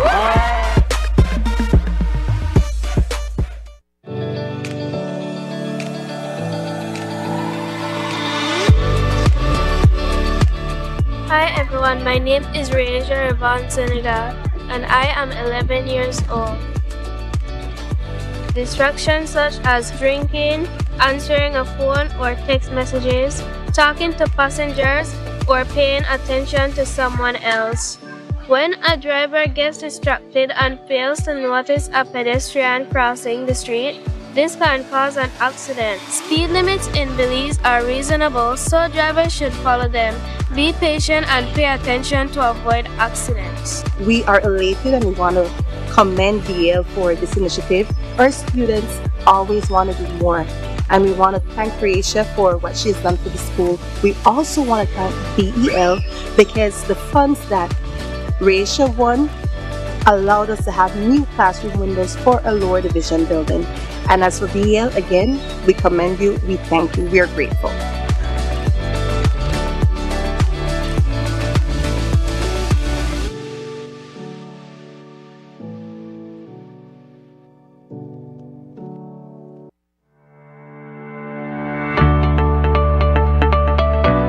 Take control with My Social Security, your secure online account to manage all your Social Security information. To create a My Social Security account, you must be 14 years or older and have a valid email address. Visit the My Social Security self-service portal at ssbportal.org.bz. Click on Create Account. Enter your date of birth and phone number. Next, verify your email address to continue. To verify, simply enter your email address and click the Send Verification button. Enter the verification code sent to your email inbox to proceed. Next, create a password that meets the requirements. Enter the name and select the reason for your account. Then click Create. Your My Social Security account was successfully created. Your information security is our priority. If you have a Social Security number, click Link My SSN to link your Social Security number to your account and activate using the steps in your confirmation email. If you do not have a Social Security number, click Register with SSB. You are now ready to truly experience Social Security at your fingertips.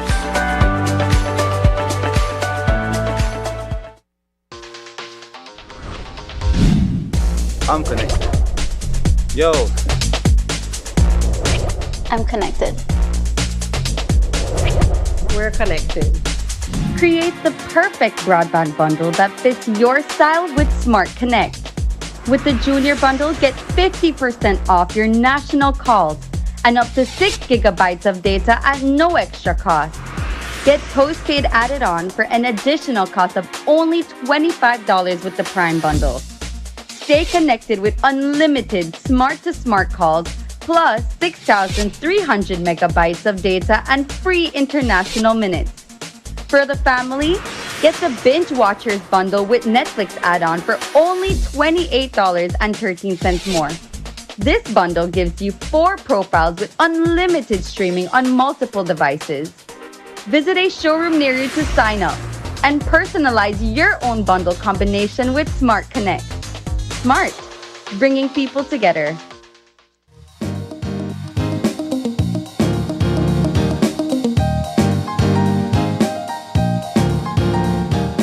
And welcome back. Joining us for our final conversation this morning, we have in studio with us the treasurer for the Belize National Triathlon Association, Miss Alicia Bailey. Good morning. And she is joined by the Secretary General of the Belize National Triathlon Association, my good friend Giovanni Alamia. Good morning. Morning. And to my immediate left is Michael Fritz. He's the program manager for the Belize City Council. Ladies and gentlemen, good morning. Good morning. Good morning again. Thank you for having us. Thank you. All right, so we're here to discuss the upcoming Running the Mile with the Belize City Triathlon. Where do we begin from? Perhaps we begin with you, Michael, in terms of the City Council's role in this event. Sure. No, as a council, this is a part of our community engagement efforts. When you think of a council, you don't think about only streets, sanitation, parks, and so forth. The Belize City Council, under the leadership of Mayor Wagner and our councillors, we're looking at avenues to boost community engagement, whether it be through sports, whether it be through after-school programs, and the second annual Belize City Triathlon provides that opportunity for just that, making sure that we cater events for every member of the community. So we have sporting events, we have non-sporting events, and it's just a part of us reaching out and, of course, building partnerships with the Triathlon Association, the National Sports Council, and, of course, the Coast Guard. So, Giovanni, talk to us a bit about the Triathlon Association. Give us some history or some background on it so we understand what is the primary objective of this group is. Well, you know, it's the Triathlon Association has been around for probably close to 22 years now, right? We did become kind of dormant when, you know, we all volunteer, right? Yeah. So the executives, they kind of went their separate ways. And Kaya, as a former athlete, well, as a current athlete as well, I shouldn't say former, right? You know, she always kept involved, and you know, so when I told her, well, you know what, I need to step away because I think we need some fresh face, new blood. So an election was held, and Kaya won as president, and she brought on some young, enthusiastic community people that you know, that really want to see development in Belize. So from there, you know, we've had various smaller events, so like just a swim or just a run, you know, building up to the triathlon. You know, with the triathlon being the swim, ride, run, you know, we didn't want to just say, okay, well, let's go out there. First race going to be the 1 mile swim, the 25-mile ride, and the 6-mile run. So we kind of broke it down into smaller segments so people can kind of build up that bravery, right?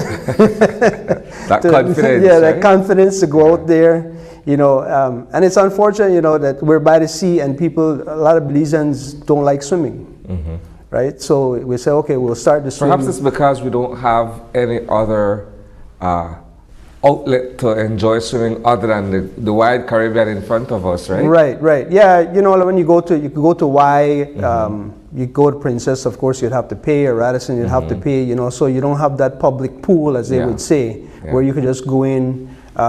Like Y, I know they have their summer programs. If they announce it 9 o'clock today, by 10 o'clock it's full. It's full, yeah. You can't get a space. Right. You know, so again, we're looking at slowly developing athletes, identifying athletes, and to be able to represent Belize regionally. Yeah. You know, and then internationally with the hopes of getting back into the major games. You know, the only games we haven't participated in recently is the Olympics. So we've done Pan Am, we've done Commonwealth Games, Central American Games, Central American Caribbean Games. You know, it's just the Olympics. You know, what they I guess they would call it the holy grail of sports participation. Yeah. Right. So I believe with Kaya's direction and this new, younger, enthusiastic board, we should be able to get there. And with this, with this race coming up, we've really been going into the schools. Yeah. Right. Let me toss it over to Alicia to get from her a perspective on the organization of this event. What has that been like in terms of tightening all the nuts and bolts to get this event off the ground? Okay, so fortunately we have, as mentioned, the Belize City Council, who has been playing a major role in terms of facilitating the transport department for ensuring the safety of the athletes. We have as well the National Sports Council, who has been lending hands in terms of volunteers. We have also the Coast Guard, who's been helping us on the sea in terms of having kayakers and a safe boat on the waters to ensure that we can account for all of our swimmers. In terms of the event itself, this is the second one we're doing, and we are honestly mostly looking towards developing athletes, and as a result the junior category is free, and it's in an event or to try to hone development of our athletes. All right, so when is the event going to be held, and perhaps who are some of the athletes who have expressed an interest in participating in the upcoming event? Well, it's December 1st. Again, we have the different categories, the open, the corporate relay, the junior athletes as well. We had an event due to weather. The regular scheduled Lion-Man for September had to be postponed until 2 weeks ago. We had it on the 10th, right? So we had 27 participants. Roughly, I think it was 27 participants, right? So we're hoping to grow on that, to increase on that. We don't know until registration is cut off who will be there. Yeah. But we do have, the regulars, as you would say, the Santos brothers, Kian Trejo from San Pedro, they'll come out, they'll race and then go back to San Pedro. Yeah. We have Coast Guard, they usually have 4 or 5 other athletes that participate on a regular basis. So you do have a core athletes that come out. Hubert Johnson, he came out and he raced 2 weeks ago. He hasn't raced in Belize in some years. Wow. So it's reviving the sport. And yes, it's great to have these seasoned athletes come in. Yeah. But we're looking at the younger generation, right? We're really looking at long-term development to get these primary school and high school athletes involved, these student athletes. And giving them an opportunity. It's all about, through sports you open many doors. And we see that with volleyball, with basketball, that scholarships are available. And especially in the US, scholarships are available for triathlon. Right. All right, so how do we continue to grow an event like this in terms of generating public interest? You want to have spectators who come out, you want to have sponsors who come on board, and you want to raise an overall awareness that this is taking place.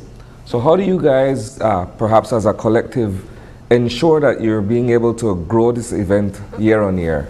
Well, one of the things we've done is we've adjusted the route, right? So instead of having the swimmers do 1 lap, where you only see them when they start and when they're finishing. We've turned that into 2 laps. Instead of doing the bicycle section, 1 lap where you go up to let's say the Halover Bridge. You're doing multiple laps now where you're turning at Palote Roundabout instead, right? So then you're able to give the fans a little entertainment while they're waiting there. You don't want them to get bored and say, I don't want to come out here again because I only see the beginning and the end. Yeah. Right. And I think as well, the whole rapport of bringing people out. We have a lot of, what I've noticed from the first triathlon and even the other sporting events, there are a lot of people who come out to find out what a triathlon is. I believe Gia mentioned in the beginning what a triathlon is, but most people wouldn't understand. So seeing people or the athletes come out, they're competing, seeing the sportsmanship, seeing the organization part of it, it's a perfect opportunity. So even if you're not an athlete yourself, it's an opportunity for you to appreciate the sport. It's an opportunity for you to actually learn some of the behind the scenes in terms of, or even volunteering. We've had, from last year's triathlon, some of our own volunteers from the council who have been looking forward in terms of assisting, whether it be direction for the riders or the runners, anything of that sort.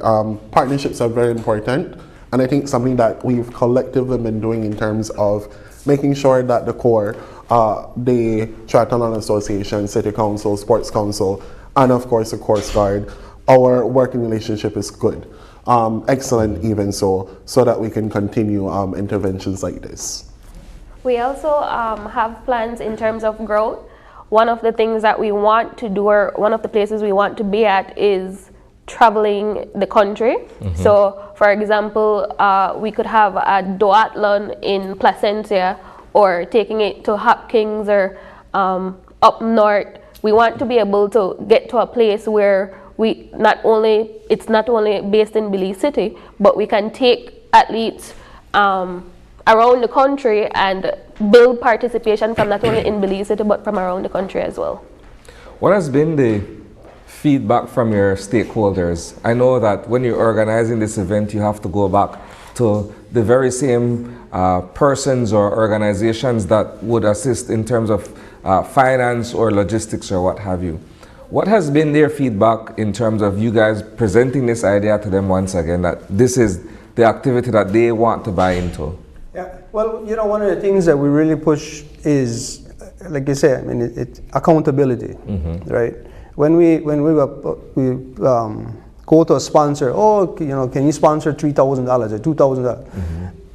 Here's the invoice, can you cover the cost of the t-shirts, or can you cover the cost of the medals? So right away they see that part of that accountability, where they don't have to worry about, oh, well, did the t-shirts really cost $4,000? You know, type question, right? So that's one of the ways that we are keeping the sponsors, you know, calm, everything. Yeah. You know, there's paperwork for everything. Yeah. You know, board. again, that key term, accountability, right?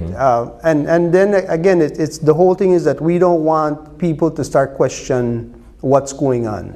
You know, and that's one of the fastest ways that different sporting organizations have basically died off because of that. You know, and not only sports.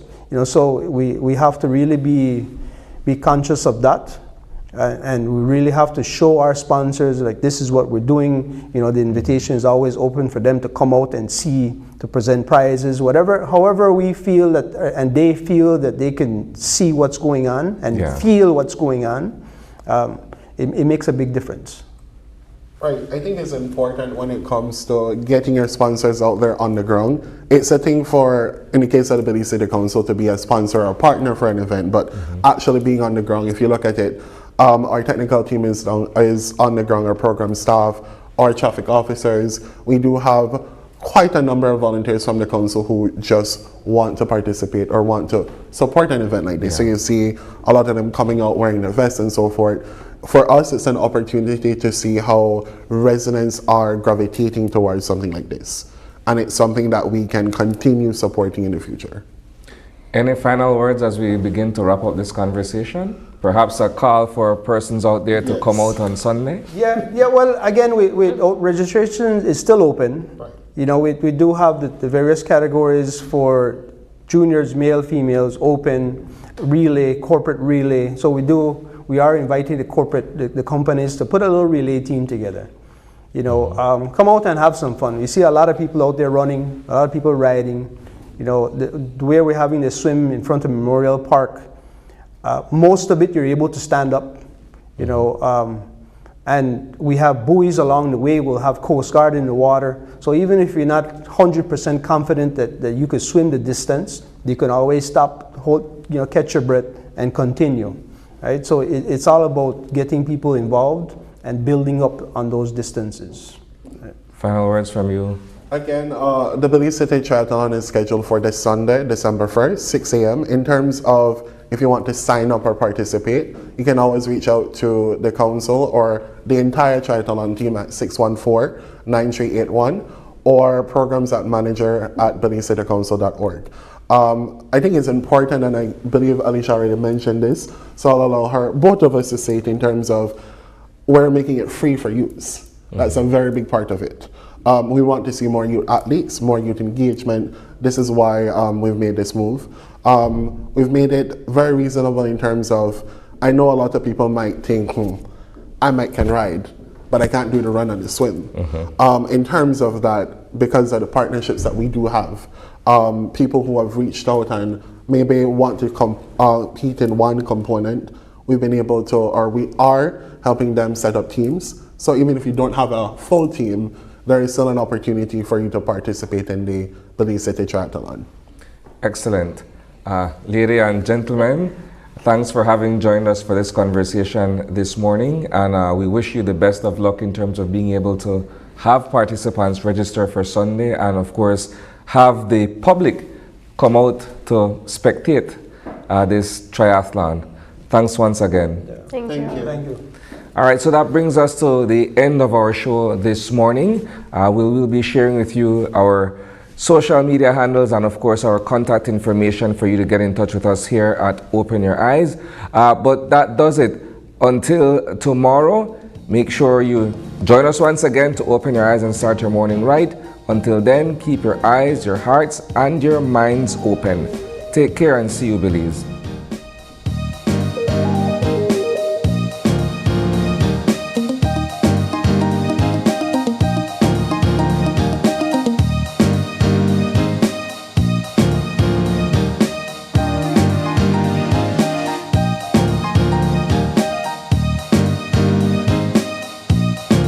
Was brought to you by Smart, bringing people together, and the Belize Bank, our country, your bank.